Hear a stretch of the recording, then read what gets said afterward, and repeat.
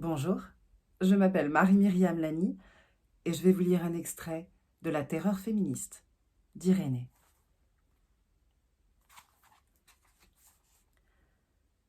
Mais de quoi les hommes ont-ils peur exactement? L'écrivaine féministe Margaret Atwood énonce: les hommes ont peur que les femmes se moquent d'eux. Les femmes ont peur que les hommes les tuent. Des hommes osent parler de féministes castratrices. Le mot résonne étrangement quand on pense aux 200 millions de femmes ayant subi des mutilations génitales dans le monde. Ils emploient le terme féminazie, sans savoir qu'il a été popularisé dans les années 1990 par Rush Limbaugh, animateur radio américain connu pour ses opinions politiques conservatrices. Lorsque les hommes évoquent la terreur féministe, ils la rattachent au combat pour la PMA pour toutes ou à l'écriture inclusive. Même dans leurs articles délirants et leurs fantasmes de matriarcat, ces messieurs sont incapables d'imaginer une seule seconde des femmes s'organisant en groupe pour tuer les violeurs que la justice a laissés en liberté. En face, les féministes rétorquent: le féminisme n'a jamais tué personne, le machisme tue tous les jours.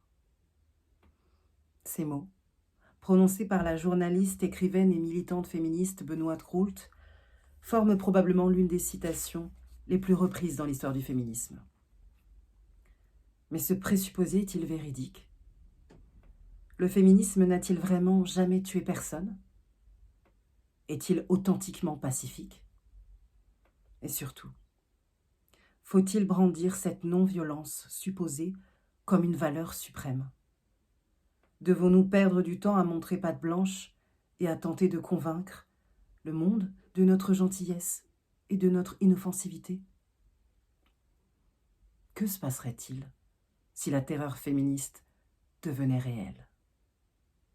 Si les hommes commençaient à avoir vraiment peur, une peur intense, profonde, viscérale.